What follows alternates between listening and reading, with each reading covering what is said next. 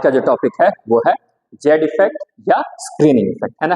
किताब में, एनसीईआरटी की किताब में इसी नाम से ये टॉपिक दिया हुआ है। अगर जेड इफेक्ट को एक लाइन में अगर डिस्क्राइब किया जाए तो आप ये कह सकते हैं कि Z effect is the actual attraction power of nucleus. Z effect is the actual attraction power of nucleus. आप इसको आसान शब्दों में ऐसे समझ सकते हैं कि मान लीजिए कि ये कोई न्यूक्लियस है ना, तो इसके चारों ओर ऑर्बिट है ना, बहुत सारा ऑर्बिट है, और इस ऑर्बिट में क्या है, इलेक्ट्रॉन्स है, यहाँ है, यहाँ है, यहाँ है, यहाँ है, यहाँ है, बहुत सारे इलेक्ट्रॉन्स रिवॉल्व कर रहे हैं, है ना। तो जनरली होता ये है ना कि ये जो न्यूक्लियस है ये इस इलेक्ट्रॉन को अपनी ओर खींचने की कोशिश करता है। अब इस न्यूक्लियस में तो नंबर ऑफ ये प्रोटॉन्स है ना, प्रोटॉन्स क्या है, पॉजिटिवली चार्ज है, तो ये पॉजिटिव चार्ज जो है वो इस इलेक्ट्रॉन को अपनी ओर खींचने की कोशिश करता है। लेकिन साथ ही साथ यहाँ पर जितने भी इलेक्ट्रॉन्स मौजूद हैं बीच वाले कक्षा में, वो क्या करते हैं ना कि इस इलेक्ट्रॉन को बाहर की ओर धकेलते हैं। धकेलना मतलब कि रिपेल करते हैं, है ना। जब नेगेटिव नेगेटिव चार्ज आपस में टकराएंगे तो वो तो एक दूसरे को रिपेल ही करेंगे, है ना।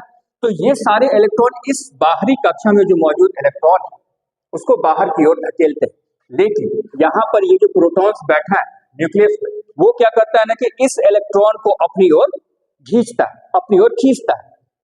तो अगर हमें ये देखना हो कि आखिर ये जो इलेक्ट्रॉन है और ये जो प्रोटॉन है, उन दोनों के बीच में एक्चुअल अट्रैक्शन कितना लग रहा है, इस प्रोटॉन और इस इलेक्ट्रॉन के बीच में एक्चुअल अट्रैक्शन कितना लग रहा है, तो हम ये कर सकते हैं ना कि इन दोनों के बीच में जो भी अट्रैक्शन लग रहा है और उसमें अगर इन सारे इलेक्ट्रॉन के जो रिपल्सन का है, इस सारे इलेक्ट्रॉन का जो रिपल्सन है उसको अगर माइनस कर देंगे तो हमें एक्चुअल अट्रैक्शन मिल जाएगा, है ना। अगर हमें एक्चुअल अट्रैक्शन निकालना है कि आखिर इस प्रोटॉन और इस इलेक्ट्रॉन के बीच में आखिर कितना अट्रैक्शन लग रहा है, यानी कि एक्चुअल अट्रैक्शन अगर हमें निकालना है तो हम कह सकते हैं ना कि अट्रैक्शन, ये जो प्रोटॉन्स यहाँ पर मौजूद है वो इस इलेक्ट्रॉन को अपनी ओर कितना अट्रैक्ट कर रहा है, और माइनस इन सारे इलेक्ट्रॉन का उस इलेक्ट्रॉन पर कितना रिपल्सन हो रहा है, ये अगर कर देंगे तो हमें हमें मिल जाएगा ना एक्चुअल अट्रैक्शन, तो हमें मिल जाएगा ना, है ना। मैं एक बार फिर से बोलता हूं, ये कोई न्यूक्लियस है, ठीक है, न्यूक्लियस में प्रोटॉन्स मौजूद है ना, और सबसे बाहरी कक्षा में यहाँ पर इलेक्ट्रॉन है। ये प्रोटॉन क्या करता है ना कि इस इलेक्ट्रॉन को अपनी ओर खींचने की कोशिश करता है, लेकिन साथ में जितने भी बीच वाले ये जो ऑर्बिट है, तो ऑर्बिट में भी तो इलेक्ट्रॉन होगा होगा ना। तो ये इलेक्ट्रॉन क्या करते हैं ना कि इस इलेक्ट्रॉन को रिपेल करते हैं, यानी कि बाहर की ओर धकेलते हैं। मगर ये जो प्रोटॉन है यहाँ पर न्यूक्लियस में बैठा हुआ इस इलेक्ट्रॉन को अपनी ओर खींचता है, तो यहाँ पर ये अपनी ओर खींच रहा है और ये सारे इलेक्ट्रॉन जो है वो इस इलेक्ट्रॉन को बाहर की ओर धकेल रहे हैं। तो हमें एक्चुअली में ये देखना है अगर कि आखिर इस इलेक्ट्रॉन और इस प्रोटॉन के बीच में कितना अट्रैक्शन लग रहा है, यानी कि कितना एक्चुअल में अट्रैक्शन हो रहा है। तो हम ये करेंगे ना कि इस दोनों के बीच में जो अट्रैक्शन है और माइनस इन सब के बीच में ये जो रिपेल कर रहा है इस इलेक्ट्रॉन को बाहर की ओर, अगर इसको माइनस कर देंगे तो हमें मिल जाएगा ना एक्चुअल अट्रैक्शन, यानी कि अट्रैक्शन और माइनस रिपल्सन। अब इसी अट्रैक्शन को अब इसी एक्चुअल अट्रैक्शन को हम कहते हैं जेड इफेक्ट। और ये जो अट्रैक्शन है, तो अट्रैक्शन क्या है, यहाँ पर प्रोटॉन से ही तो है, नंबर ऑफ प्रोटॉन्स ही तो है, और टोटल नंबर ऑफ प्रोटॉन्स क्या होता है, एटॉमिक नंबर होता है, तो उसे लिखते हैं जेड, है ना। एटॉमिक नंबर को किससे रिप्रेजेंट करते हैं, जेड से। और रिपल्सन, रिपल्सन को यहाँ पर डिनोट करते हैं सिग्मा से, है ना। फिर से देखिए एक्चुअल अट्रैक्शन क्या हो गया, जेड इफेक्ट हो गया, और अट्रैक्शन क्या हो गया, अट्रैक्शन यानी कि नंबर ऑफ प्रोटॉन्स, और नंबर ऑफ प्रोटॉन्स क्या होता है, एटॉमिक नंबर ही तो होता है, और एटॉमिक नंबर को जेड से रिप्रेजेंट करते हैं और रिपल्सन को सिग्मा से रिप्रेजेंट करते हैं। अब इस जेड इफेक्ट को बोलते हैं इफेक्टिव न्यूक्लियर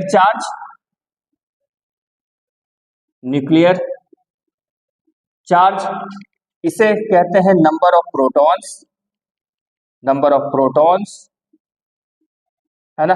और इसको कहते हैं स्क्रीनिंग या शील्डिंग कांस्टेंट। क्या कहते हैं, स्क्रीनिंग या शील्डिंग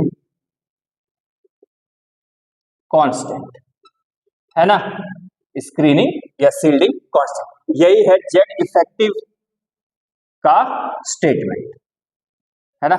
जेड इफेक्टिव बराबर क्या हो गया, जेड माइनस सिग्मा। जेड को बोलते हैं नंबर ऑफ प्रोटॉन या इफेक्ट, और इसको बोलते हैं इफेक्टिव न्यूक्लियर चार्ज, इसको न्यूक्लियर चार्ज भी बोलते हैं, और सिग्मा को क्या कहते हैं, स्क्रीनिंग या शील्डिंग कांस्टेंट, है ना। क्लियर है यहां तक। इसके आगे बढ़ते हैं। अब अगर इसी में एक सवाल ये आया, अब जैसे कि मैं आपको एक और चीज इसमें ये बताना चाहूंगा कि जैसे कि अभी लिखा हुआ था कि जेड इफेक्ट बराबर जेड माइनस सिग्मा।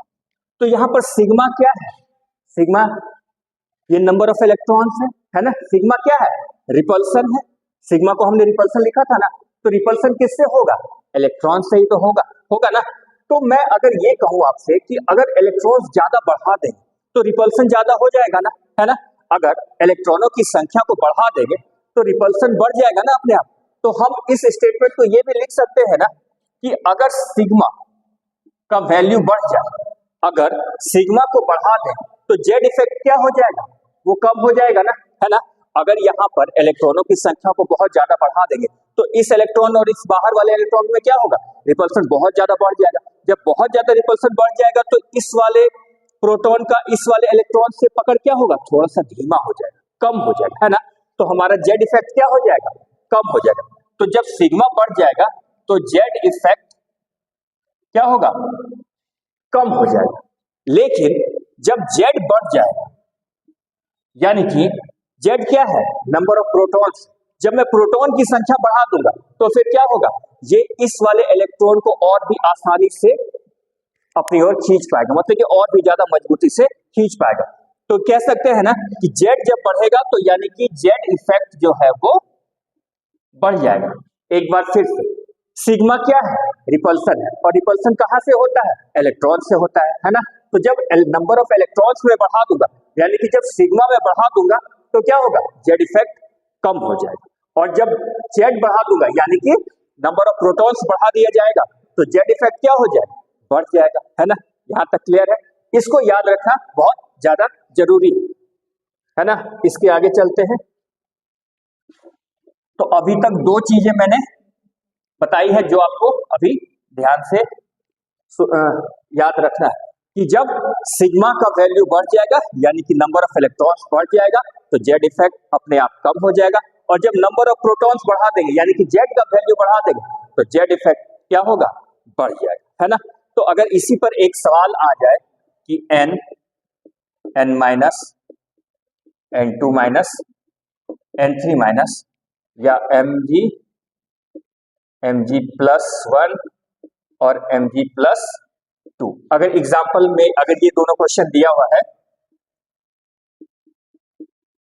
तो अगर ये सवाल आया एग्जाम में, है ना, जनरल एग्जाम में ऐसे ही सवाल आता है और ये पूछा जाए कि इनमें जेड इफेक्टिव का ऑर्डर बताइए, इसमें और इसमें जेड इफेक्टिव का ऑर्डर बताइए, तो कैसे निकालेंगे। नाइट्रोजन है ना, नाइट्रोजन के पास कितना इलेक्ट्रॉन होता है, नाइट्रोजन का एटॉमिक नंबर 7 होता है, यानी कि इसके पास 7 इलेक्ट्रॉन है ना। अब यहां पर n माइनस किसी भी एलिमेंट पर कब आता है, जब वो किसी से इलेक्ट्रॉन ले लेता है ना। तो यहां पर यानी कि एक इलेक्ट्रॉन लिया है तो यहां पर 8 इलेक्ट्रॉन, यहां पर 9 इलेक्ट्रॉन और यहां पर 10 इलेक्ट्रॉन, है ना। यानी कि इलेक्ट्रॉन बढ़ रहा है ना, इलेक्ट्रॉन बढ़ रहा है यानी कि क्या बढ़ रहा है, सिग्मा बढ़ रहा है ना। इलेक्ट्रॉन बढ़ रहा है यानी कि सिग्मा बढ़ रहा है, और अभी तुरंत हमने पढ़ा था ना कि जैसे जैसे सिग्मा बढ़ेगा वैसे वैसे जेड इफेक्ट क्या होगा, कम होगा, है ना। अभी तुरंत हमने पढ़ा था ना कि सिग्मा बढ़ेगा तो जेड इफेक्ट कम होगा।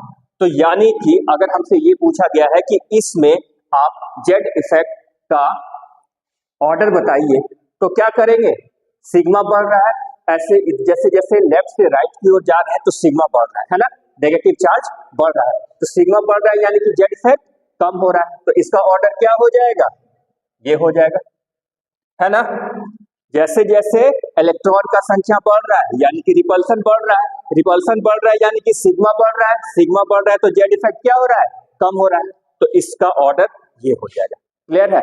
अब उसी प्रकार ये पूछा गया है कि मैग्नीशियम Mg+1 और Mg+2 में जेड इफेक्ट का ऑर्डर बताइए। तो अभी थोड़ी देर पहले ही हमने पढ़ा था ना कि जैसे जैसे जेड बढ़ेगा, है ना, प्लस का चार्ज कब आता है? जब नंबर ऑफ प्रोटॉन्स इलेक्ट्रॉन क्या करते हैं, दे देते हैं किसी को, है ना। तो यहाँ पर मैग्नीशियम के पास तो 12 इलेक्ट्रॉन है ना, यहाँ पर एक इलेक्ट्रॉन इसने दे दिया तो 11 इलेक्ट्रॉन है, और यहाँ पर इसने 2 इलेक्ट्रॉन दे दिया तो यानी कि 10 इलेक्ट्रॉन है ना। तो यहाँ पर क्या हो रहा है, इलेक्ट्रॉन का संख्या कम हो रहा है ना।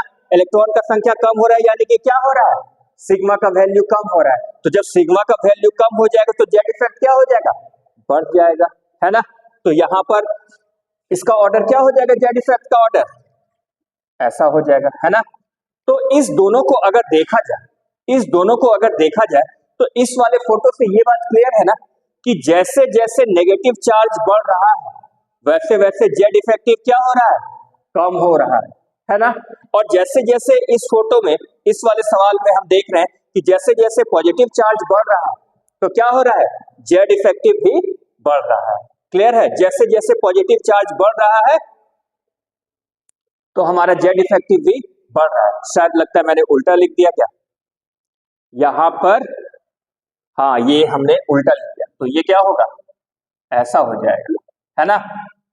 ये होगा मतलब कि जैसे जैसे नेगेटिव चार्ज बढ़ेगा जेड इफेक्टिव कम होगा, है ना। और जैसे जैसे पॉजिटिव चार्ज बढ़ेगा जेड इफेक्ट भी बढ़ जाएगा। क्लियर है, जैसे जैसे सिग्मा का वैल्यू बढ़ेगा यानी कि रिपल्सन बढ़ जाएगा, इलेक्ट्रॉन का संख्या बढ़ा देंगे तो रिपल्सन बढ़ जाएगा, सिग्मा बढ़ जाएगा तो जेड इफेक्टिव क्या हो जाएगा, कम हो जाएगा, है ना। तो यहाँ पर जैसे जैसे नेगेटिव चार्ज बढ़ रहा है तो हमारा जेड इफेक्ट भी कम होता जा रहा है। अब अगर इस सवाल में देखेंगे तो देखेंगे कि यहाँ पर इलेक्ट्रॉन का संख्या कम हो रहा है ना, इलेक्ट्रॉन का संख्या कम हो रहा है यानी कि सिग्मा का वैल्यू कम हो रहा है, सिग्मा का वैल्यू कम हो रहा है यानी कि जेड इफेक्टिव क्या होगा, बढ़ जाएगा, तो यहाँ पर बढ़ रहा है। अब इस दोनों सवाल से, इस दोनों फोटो से हम ये बात तो क्लियर कर रहे हैं ना कि जैसे जैसे नेगेटिव चार्ज बढ़ रहा है जेड इफेक्टिव कम हो रहा है, जैसे जैसे पॉजिटिव चार्ज बढ़ रहा है जेड इफेक्टिव भी बढ़ रहा है। तो हम ये कह सकते हैं ना कि Z effect is directly proportional to positive charge, लिख सकते हैं ना, Z effect is directly proportional to positive charge, है ना, और inversely proportional to negative charge, ये कह सकते हैं ना, है ना। अभी थोड़ी देर पहले ही हमने देखा था ना कि जैसे जैसे पॉजिटिव चार्ज बढ़ रहा था वैसे वैसे जेड इफेक्ट भी बढ़ रहा था, और जैसे जैसे नेगेटिव चार्ज बढ़ रहा था वैसे वैसे जेड इफेक्ट घट रहा था, है ना। तो यहाँ पर ये बहुत ज्यादा इंपॉर्टेंट है, ये एकदम से आपको याद होना चाहिए। तो अभी तक मैंने 3 बातें बताई हैं जो आपको याद होनी चाहिए। पहला तो ये कि सिग्मा का वैल्यू बढ़ेगा यानी कि इलेक्ट्रॉन का संख्या बढ़ेगा, इलेक्ट्रॉन में रिपल्सन बढ़ेगा तो जेड इफेक्टिव कम हो जाएगा, है ना। और प्रोटॉन की संख्या बढ़ा देंगे तो जेड इफेक्टिव ज्यादा हो जाएगा, यानी कि जेड की वैल्यू बढ़ा देंगे तो जेड इफेक्ट जो है वो बढ़ जाएगा। और इस प्रकार से वहीं से ये क्या आएगा कि Z effect is directly proportional to positive charge, जैसे जैसे पॉजिटिव चार्ज बढ़ेगा जेड इफेक्ट भी बढ़ जाएगा, और जैसे जैसे नेगेटिव चार्ज बढ़ेगा जेड इफेक्ट घट जाएगा। क्लियर है। अब इसी में एक और आता है iso electronic species. Iso electronic species किसे कहते हैं, आइसो इलेक्ट्रॉनिक स्पेसीज की वैसे स्पेसीज जिनके पास की नंबर ऑफ इलेक्ट्रॉन सेम हो, है ना।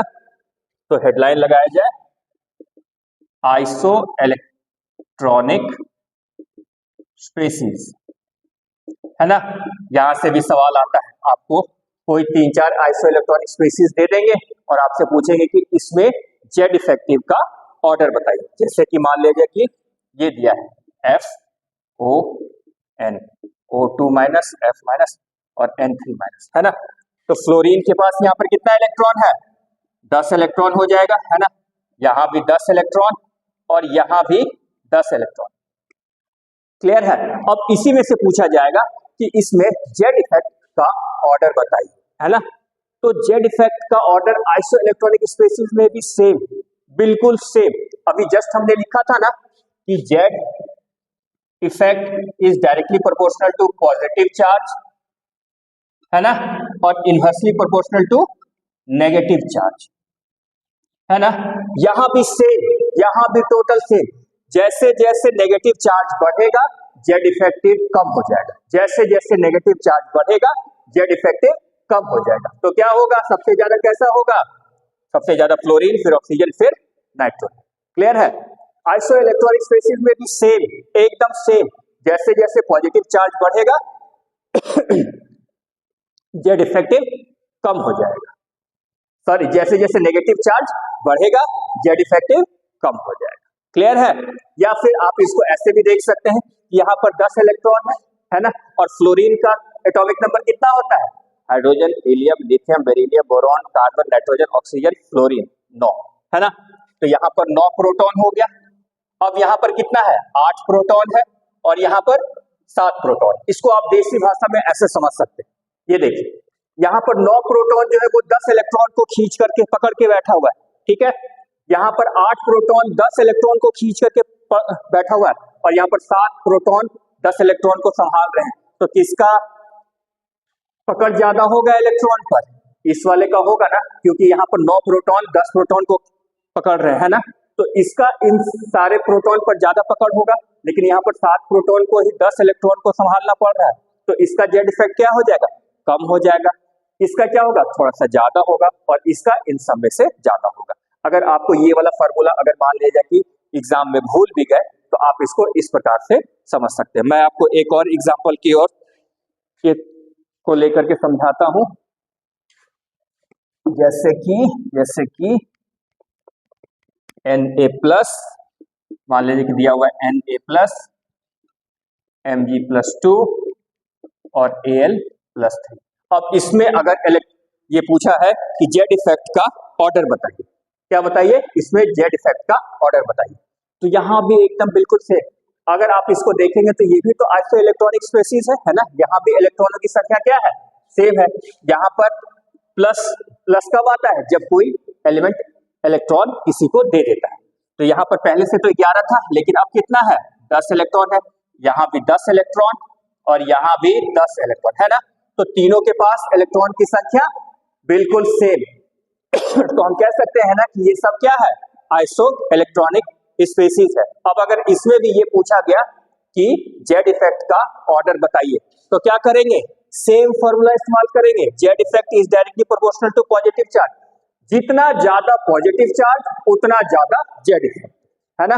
तो यहाँ पर क्या ऑर्डर हो जाएगा, ऐसा हो जाएगा ना ऑर्डर, जितना ज्यादा पॉजिटिव चार्ज उतना ही ज्यादा जेड, है ना। बस यहाँ पर ये वाला फॉर्मूला याद रखना है कि Z effect is directly proportional to positive charge and inversely proportional to negative charge. Clear है। अब चलते हैं, अब मैं आपको 2-3 पॉइंट और लिखवा देता हूं जो कि एग्जाम्स में पूछे जाते हैं। एक और टॉपिक ये पूछा जाता है कि स्क्रीनिंग ऑफ सब्सटेंस, ये वाला कई बार एग्जाम में आ चुका है, इस वजह से ये आपको पता होना चाहिए। स्क्रीनिंग ऑफ सब्सटेंस, आपको चारों सबसेल दे देंगे और पूछेंगे कि इसमें जेड इफेक्ट का ऑर्डर लिखिए। तो सबसे ज्यादा S, फिर है P, फिर है D और सबसे एंड में F, ठीक है। तो ये स्क्रीनिंग का ऑर्डर है सबसेल का, और ये आपको याद होना चाहिए। ये एग्जाम में पूछा गया है और हो सकता है कि आगे भी पूछा जाए, तो ये आपको जरूर से भी जरूर याद होना चाहिए, ठीक है। सबसे ज्यादा S का स्क्रीनिंग, उसके बाद P का, उसके बाद फिर D का, और उसके बाद फिर F सबसेल का। क्लियर है।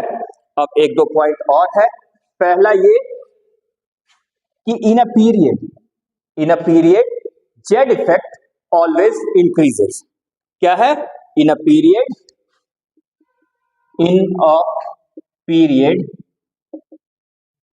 जेड इफेक्ट ऑलवेज इंक्रीजेस, ठीक है। किसी भी पीरियड में जेड इफेक्ट हमेशा बढ़ेगा। जैसे कि मान लीजिए कि lithium, beryllium, boron, carbon, nitrogen, oxygen, ये है फ्लोरीन, ये है, तो क्या होगा, हमेशा बढ़ता जाएगा। तो यहां पर कौन सा ऑर्डर लग जाएगा, ऐसा वाला, ठीक है ना। ये आपको याद रखना पड़ेगा कि इनऑर्गेनिक में बहुत कम ही बार ऐसा कोई जगह आता है जहां पर कि ऑलवेज का वर्ड इस्तेमाल होता है ना। तो in a period Z effect always increases, ठीक है, ये याद रखना है ना। और अगर ग्रुप की बात करें तो ग्रुप में जो है वो समटाइम्स इंक्रीजेस, और अगर आप इन ग्रुप की बात करें तो वहां पर क्या होता है कि जेड इफेक्ट में इंक्रीज या डिक्रीज, और sometimes it remains constant also, है ना। और कई बार ये कांस्टेंट भी रहता है, ठीक है। जेड इफेक्ट जो है पीरियड में हमेशा बढ़ता है और ग्रुप में कभी इंक्रीज करता है, डिक्रीज करता है, या कभी कभी कांस्टेंट भी रहता है। सिर्फ एस ब्लॉक में कांस्टेंट रहता है, पी में कुछ ग्रुप में, पी ब्लॉक के कुछ ग्रुप में जो है वो बढ़ता है और कुछ में घटता है, और डी में हमेशा इंक्रीज करता है। क्लियर है? तो इस जेड इफेक्ट में इससे ज्यादा तो आपसे कभी कहीं भी कुछ भी नहीं पूछा जाएगा। तो 2-3 बातें मैंने आपको बताई हैं जो आपको बिल्कुल भी याद रखना है। पहला तो ये कि Z effect is directly proportional to positive charge and inversely proportional to negative charge, ये क्लियर है। फिर जैसे जैसे सिग्मा का वैल्यू बढ़ेगा, है ना, सिग्मा मतलब इलेक्ट्रॉन का रिपल्सन, है ना, तो जैसे जैसे रिपल्सन बढ़ेगा जेड इफेक्ट कम हो जाएगा, और जैसे जैसे जेड का वैल्यू बढ़ेगा तो जेड इफेक्ट बढ़ जाएगा। ये 2 बातें। और फिर तीसरी बात है कि in a period Z effect always increase, ठीक है। ये बहुत कम बार ही ऐसा होता है कि इनऑर्गेनिक में हम ये कहते हैं कि ऑलवेज का यूज करते हैं, ठीक है ना। तो जेड इफेक्ट जो है वो बढ़ता जाता है ना, पीरियड में, लेकिन ग्रुप में जो है वो कभी इंक्रीज करता है, कभी डिक्रीज करता है, या कभी कांस्टेंट करता है। ये तो आपसे बिल्कुल भी नहीं पूछेगा क्योंकि ये क्यूमुलेटिव स्टेटमेंट है ना, तो यहाँ ये वाला तो कभी नहीं पूछेगा, ये पूछ सकता है। और अगर स्क्रीनिंग ऑफ सबसेल के बारे में बात करें तो सबसे ज्यादा एस, फिर पी, फिर डी और फिर एफ, ठीक है। आपको ये 3-4 बातें अगर आपको याद रहेगी तो मेरे ख्याल से एग्जाम में कोई भी इससे ज्यादा बाहर तो बिल्कुल भी नहीं पूछा जाता है, और आप बहुत ही आसानी से जेड इफेक्ट पर जो भी सवाल पूछे जाते हैं आप उसका जवाब दे सकते हैं। Thank you for watching.